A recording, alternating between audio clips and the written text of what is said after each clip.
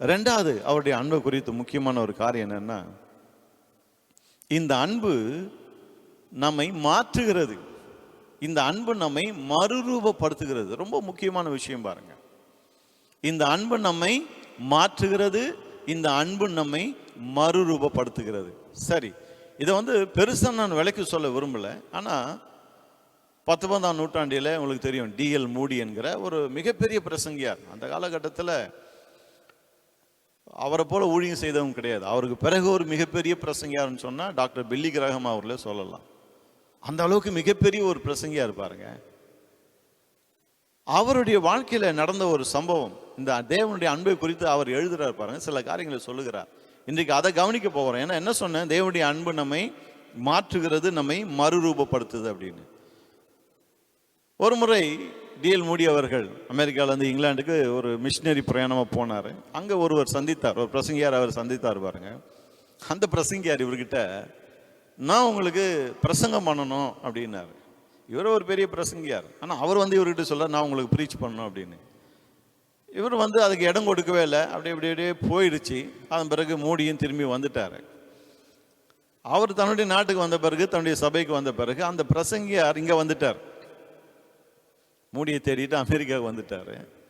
இங்கே அவருக்கு பிரசங்கம் பண்ணோம் அப்படின்னாரு. ஒரு நாள் மூடி என்ன பண்ணார், சரி இந்த மனுஷனுடைய இவ்வளோ திரும்ப கேட்குறாரு அப்படின்னு சொல்லிட்டு இவர் இன்னொரு இடத்துக்கு போயிருக்கும்போது அவரை பிரசங்கம் பண்ண விட்டார் பாருங்க. அவரை பிரசங்கம் பண்ண விட்டு இருக்கிறாரு.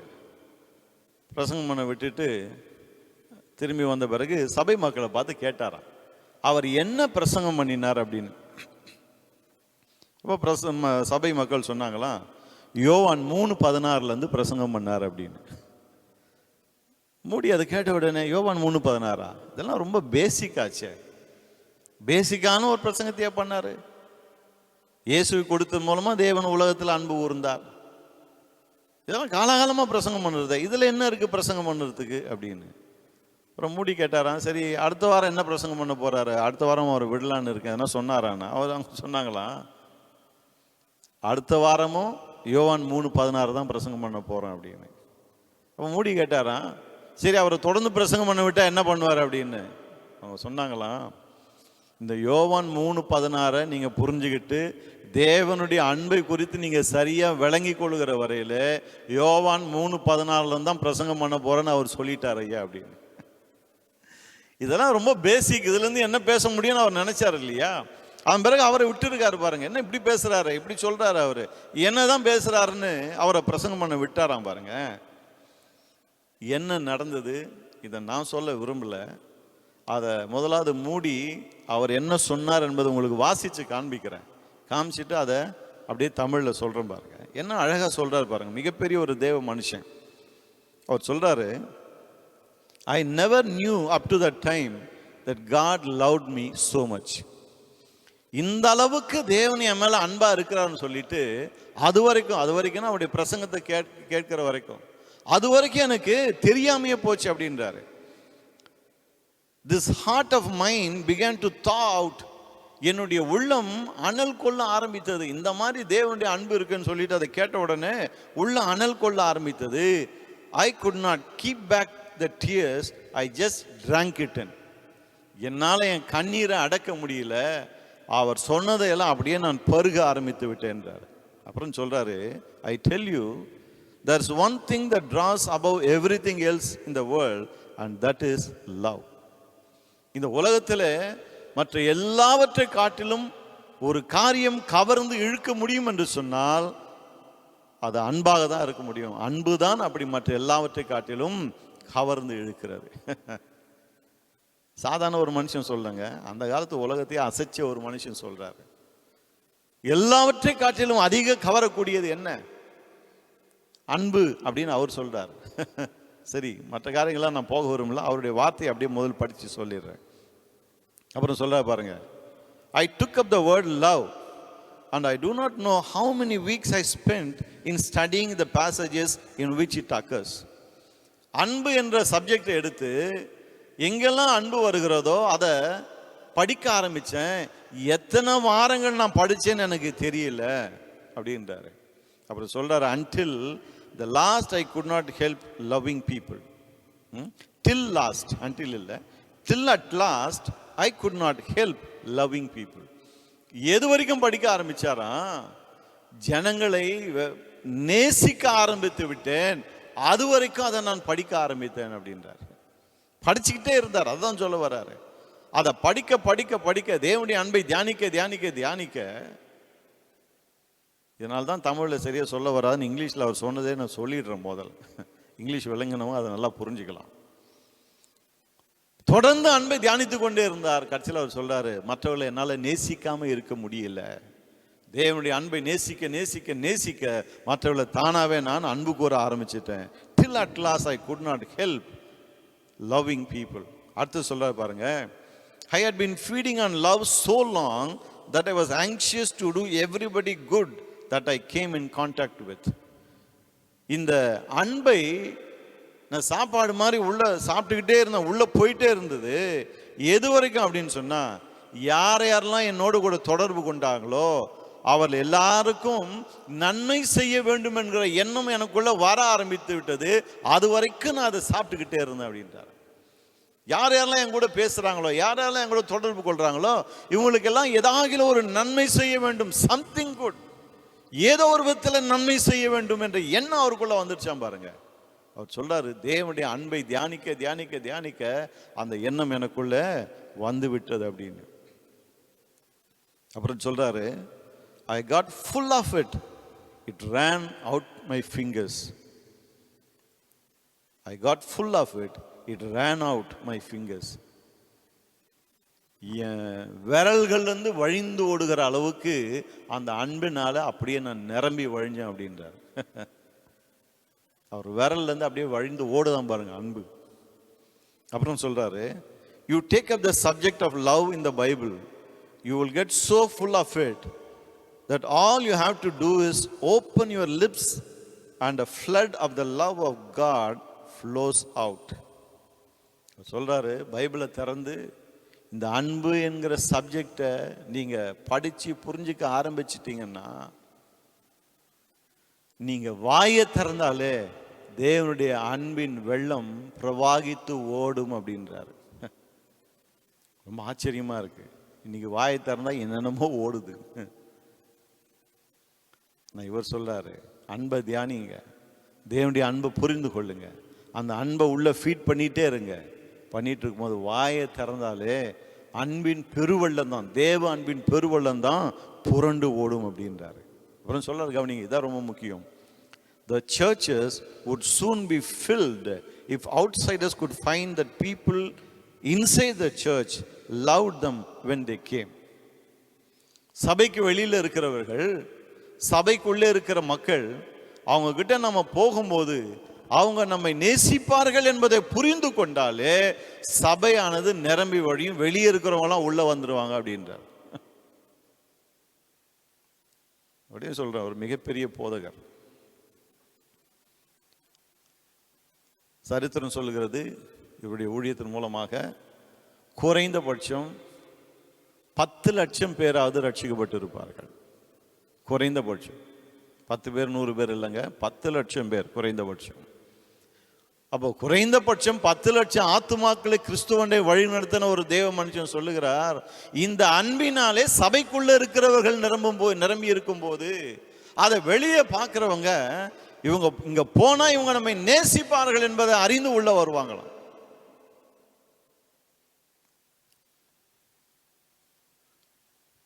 ஒரு புஸ்தகத்தில் ஒரு முறை வாசித்து பாருங்க, அவர் எழுதுகிறார், ஒரு கிறிஸ்தவ ஆசிரியர் எழுதுகிறார், if not for Christians Gandhi would have been a Christian அப்படின்னு.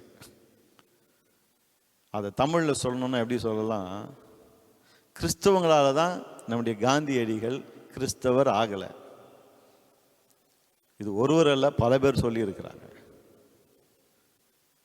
காந்தியடிகள் கிறிஸ்தவர் ஆகாம போனதுக்கு காரணம் யாரு? வேற யாரும் கிடையாது, கிறிஸ்தவர்கள். If not for Christians Gandhi would have been a Christian. இங்கே டிஎல் மூடி சொல்லுகிறார், சபைக்கு உள்ள இருக்கிறவங்க கிட்ட இந்த அன்பு நிரம்பி வழியும் போது, இன்னைக்கு சபைக்கு வெளியே இருக்கிறவங்க சபைக்குள்ள என்ன பார்க்குறாங்க? அவங்க சபைக்குள்ள வர தேவையில்லை, சோசியல் மீடியாலேயே வெளியே வந்துடுது. விசுவாசிகள் அடிச்சுக்கிறாங்க, சண்டை போட்டுக்கிறாங்க. சபையில் கூச்சல், குழப்பம், போதகர்களும் விசுவாசிகளும் அடிச்சுக்கிறாங்க, போதகர்கள் ஒருத்தருக்கு ஒருத்தர் அடிச்சுக்கிறாங்க. எல்லாம் சோஷியல் மீடியாவில் வருது பாருங்க. அப்போ நமக்கும் மற்றவங்களுக்கும் என்ன வித்தியாசம் இருக்குது அருமையானவர்களே? இந்த தேவ மனுஷன் 10 லட்சத்து பேருக்கு மேலே கிறிஸ்துக்கென்று ஆதாயப்படுத்தின மனுஷன் சொல்கிறாரு, சபைக்குள்ளே மாத்திரம் இந்த அன்பு இருக்குன்னு சொன்னால் வெளியே இருக்கிறவங்க இந்த அன்பை தேடி சபைக்குள்ளே வருவாங்க அப்படின்னு. பிறகு அவர் சொல்கிறார், திஸ் லவ் ட்ராஸ் sinners. இந்த அன்பு தான் பாவிகளை இழுக்கிறது, கவர்ந்து இழுக்கிறது. இந்த அன்பு தானே உங்களையும் என்னையும் கிறிஸ்துவண்டை இழுத்தது, வேற என்ன இழுத்தது? எந்த அன்பு கிறிஸ்துவண்டை நம்ம இழுத்ததோ அந்த அன்பை கிறிஸ்துவண்டை வந்த பிறகு நம்ம வெளிப்படுத்த தவறும் பாருங்க. அந்த அன்பு நம்முடைய வாழ்க்கையில காணாம போகிறது. சத்தியம்ன்றோம், வரங்கள்ன்றோம், அந்நிய பாஷைன்றோம், எதையோ சொல்லிட்டு இருக்கிறோம் நாம. ஆனா எந்த அன்பு கிறிஸ்துவண்டை நம்ம இழுத்ததோ அதே அன்பை வெளிப்படுத்தி மற்றவர்களை கிறிஸ்துவண்டை இழுக்கணும்னு நம்ம தவறிடுறோம் பாருங்க. இவர் சொல்றாரு, this love draws sinners. அப்புறம் சொல்றாரு, we must win them to us first, then we can win them to Christ. முதலாவது அவர்களை நம்ம அண்டையில் அவங்களை கொண்டு வர முயற்சிக்கணும். ரொம்ப அழகா சொல்ற பாருங்க, நம்ம கிட்ட கொண்டு வர முயற்சிக்கணும், அப்புறம் கிறிஸ்துவண்டை கொண்டு போகலாம். இன்னைக்கு அதை தான் முடியல பாருங்க. நம்மால டைரக்டா கிறிஸ்துவண்டை கொண்டு போகணும்னு பார்க்குறோம், முடியாது. அது என்னென்னமோ பண்றோம், எவ்வளோ உபவாசம் இருந்து ஜெபிக்கிறோம், என்னென்ன பண்றோம். ஒரு பெரிய ரட்சிப்பு வரணும், ஒரு பெரிய எழுப்புதல் உண்டாகணும், தேசமே அசையணும், ஜெபிக்கிறோமா இல்லையா? எல்லாரும் ஜெபிக்கிறோம் இல்லையா? ஆனா ஏன் இன்னமும் வரல? ஏன்னா எதை முதன்மையா பிரதானமா செய்யணுமோ அதை விட்டுட்டு மற்ற எல்லாத்தையும் பண்ணிட்டு இருக்கிறோம். 10 லட்சம் ஆத்துமாக்களை ஆதாயம் பண்ணின மனுஷன் சொல்றாரு பாருங்க, முதல் அன்பை, கிறிஸ்துவின் அன்பை வெளிப்படுத்தி ஜனங்களை உங்ககிட்ட வர வைங்க, அப்புறம் கிறிஸ்துவண்டை கொண்டு போங்க. இன்னைக்கு நாம என்ன சொல்றோம்? நான் இப்படி தான் அடிச்சுப்பேன், சண்டை போட்டுப்பேன், ஆனால் அதே நேரத்தில் நீ ரட்சிக்கப்படணும்னு ஜெபம் பண்ணுவேன். பக்கத்து வீட்டுக்காரங்கிட்ட அன்பு காட்டுறது கிடையாது, ஆனால் அவன் ரட்சிக்கப்படணும்னு ஜெபிக்கிறது. பக்கத்து வீட்டுக்காரங்கிட்ட உறவு சரியில்லை பாருங்க, எப்போ பார்த்தாலும் சண்டை, ஆனால் இவங்க உலகத்துக்கெல்லாம் ஜெபம் பண்ணிருப்பாங்க, ஆண்டவரே ரட்சிப்புக்குள்ள நடத்தும் அப்படின்னு. குடும்பத்தில் இருக்கிறவங்களே ஆதாயப்படுத்த முடியல, ஏன்னா அங்கேயே சண்டை, அங்கேயே அந்த கிறிஸ்தவ அன்பு வெளிப்படலை. பிள்ளைகள் மேல வெளிப்படலை, பெற்றோர் மேல வெளிப்படலை, இன்லாஸ் மேல வெளிப்படலை. எப்ப பார்த்தாலும் மாமனாருக்கும் மாமியாருக்கும் மருமகளுக்கும் சண்டை இருந்துகிட்டே இருக்கும் பாருங்க. ஏன்னா அந்த அன்பு வெளிப்பட முடியல அங்க. அப்புறம் நாம ஊர் உலகம்லாம் ரட்சிக்க பண்ண ஜெபம் பண்ணி என்ன பிரயோஜனம்? நம்ம வீட்டில் நடக்கிற சண்டையை பார்த்தாலும் ஓடி போயிடுவோம். அருமையானவர்களே, இந்த தேவ மனுஷன் சொல்றார், முதலாவது கிறிஸ்துவின் அன்பை வெளிப்படுத்தி அவங்கள உங்ககிட்ட எழுங்க. உங்களை பார்த்தாலுமே வேலைக்கு ஓடக்கூடாது, அந்த அன்பு அவங்களை கவர்ந்து இழுக்கணும், அப்புறம் நீங்க கிறிஸ்துவண்ட அவங்கள கொண்டு போகலாம். அப்புறம் சொல்றாரு, there is nothing greater than the love of God. தேவனுடைய அன்பை விட பெரியது வேறு எதுவுமே கிடையாது. ஹல்லேலூயா. நான் அதை முழுக்க முழுக்க நம்புறேன். தேவனுடைய அன்பை விட பெருசு வேறு எதுவுமே கிடையாது பாருங்க. ஏன் சொல்றேன்னா, இந்த அன்பு தான் என்னை இழுத்தது, இந்த அன்பு தான் உங்களை கிறிஸ்துவண்டை இழுத்தது, இந்த அன்பு தான் எல்லாரையும் கிறிஸ்துவண்டை இழுக்க முடியும். அந்த அன்பை வெளிப்படுத்த வேண்டிய கடமை, கட்டாயம் ஒவ்வொரு விசுவாசிக்கும் உண்டு பாருங்க. நாம இங்க அடிச்சு பிடிச்சிட்டு சண்டையை போட்டுன்னு கட்டி புரண்டு தெருவில் உருண்டுன்னு சொன்னா பிறகு ஒருவரையும் கிறிஸ்துவண்டை நம்ம ஆதாயப்படுத்தவே முடியாது. ரொம்ப சீரியஸான ஒரு விஷயத்தை சொல்றேன் பாருங்க. தேவனுடைய அன்பை பற்றி பேசிட்டு இருக்கோம். இந்த அன்பை நாம் வெளிப்படுத்தினால் ஒழிய ஆத்ம ஆதாயத்தை மறந்துட வேண்டியதுதான், எழுப்புதெல்லாம் மறந்துட வேண்டியதுதான். இன்னைக்கு என்ன நடக்குது? 1000 பேர் 10,000 பேர் கூடி ஜெபம் பண்றாங்க. ஜெபம் பண்ணி முடிச்சுட்டு வந்த பிறகு அவ்வளோதான், முடிஞ்சு போச்சு. அந்த ஜெபத்தோடு கூடி ஜெபிக்கிறதோடு முடிஞ்சு போச்சு. அதன் பிறகு ஒன்றும் இல்லை பாருங்க. அதன் பிறகு மறுபடியும் உபதேசத்தின் அடிப்படையில் சண்டை, அந்நிய பாஷை பேசலாமா பேசக்கூடாதான்னு சண்டை, ஞானஸ்நானம் இப்படி கொடுக்குறதா அப்படி கொடுக்குறதான்னு சண்டை, எல்லாத்துக்கும் சண்டை, சபைக்குள்ளேயே சண்டை, வீட்டில் சண்டை, கிறிஸ்துவ குடும்பங்களில் சண்டை. இப்படி இருக்கும்போது நம்ம 1000 தான் ஜெபம் பண்ணி என்ன பிரயோஜனங்க? நீங்களே யோசித்து பாருங்க. இந்த தேவ மனுஷன் சொல்றாரு, there is nothing greater than the love of God. ஆகவே தான் சொன்னேன், இந்த தேவ அன்பை புரிந்து கொள்ளும் போது அது நம்மை மாற்றுகிறது, நம்மை மறுரூபப்படுத்துகிறது. இயேசுவண்டே ஒரு பெண்ணை கொண்டு வந்தாங்க. இவ்வளோ விபச்சாரத்தில் கையுமையுமா பிடிச்சிட்டோன்னு மார்த்தட்டினாங்க. கூடவே கல் வேற. எதுக்கு? அவர் ஓகே சொன்னோன்னா ஆட்சி காலி பண்ணுற வேண்டியதுதான். இயேசு சொன்னார், உங்களில் பாவம் இல்லாதவன் முதலாவது அவள் மேல் கல்லெறியட்டும். எல்லாரும் கல்ல போட்டு போயிட்டான். இப்போ மனுஷனுடைய குணத்தை பாருங்க. அந்த பாவியான பெண் மேல அன்பு காட்டுறதுக்கு ஒருத்தம் கூட இல்லை. இவங்க எல்லாம் பெரிய பரிசுத்தவானும் நீதிமான முடியாது. அவங்க எல்லாருமே பாவிகள் தான். பாவத்தில் உருண்டு பிறண்டுட்டு இருக்கிறவன். ஆனா மறைவா பண்ணிட்டு இருக்கிறான் பாவம். இந்த பெண் மாட்டிக்கிட்டதுனால இப்ப அவளை கல் எறியணும்ன்றாங்க. ஏன்னா சட்டம் சொல்லுது, மோசையின் பிரமாணம் சொல்லுதுன்னு. என்னிடத்தில் பாவம் உண்டென்று உங்களில் யார் என்னை குற்றப்படுத்த முடியும்னு கேட்டார் இயேசு. ஒருத்தனும் வாயை திறக்கல. அவர் சொல்றாரு, ஸ்திரீயே, நானும் உன் ஆக்கினைக்குள்ளாக தீர்க்கல, நீ போ, இனி பாவம் செய்யாதே. இந்த அன்பை கொஞ்சம் கவனிச்சு பாருங்க. இதுதான் கடவுளின் அன்பு. இப்படிப்பட்ட ஒரு அன்பை தான் உலகம் பார்க்குது பாருங்க. ஆகவேதான் இயேசு சொல்லுகிறார், என்னிடத்தில் வருகிறவனை நான் புறம்பே தள்ளுவதில்லை. அப்படின்னா என்ன அர்த்தம்? நீ எப்படி இருந்தாலும் அப்படியே என்கிட்ட வரலாம். இன்றைக்கு பலவிதமான சூழ்நிலையில நம்ம கர்த்தர்கிட்ட போறோம் பாருங்க. நாம எப்படி போனாலும் அழுக்கோடு கந்தையோடு கூட ரொம்ப கேவலமா போனாலும் நம்ம ஏற்றுக்கொள்ளுகிறார். நாம சொல்றோம், ஆண்டவரே என் வாழ்க்கையில் இவ்வளவு கரைகள் இருக்கு, இவ்வளவு குற்றங்கள் இருக்கு, பாவங்கள் இருக்குது, ஆனாலும் விரித்த கரங்களோடு நம்ம அரவணைத்துக் கொள்ளுகிறார். அந்த அன்பை நாம ருசிக்கிறோம் இல்லையா? ஆனா அதே அன்பை நாம மற்றவர்களுக்கு காண்பிக்கும் போது தவறுகிறோம்.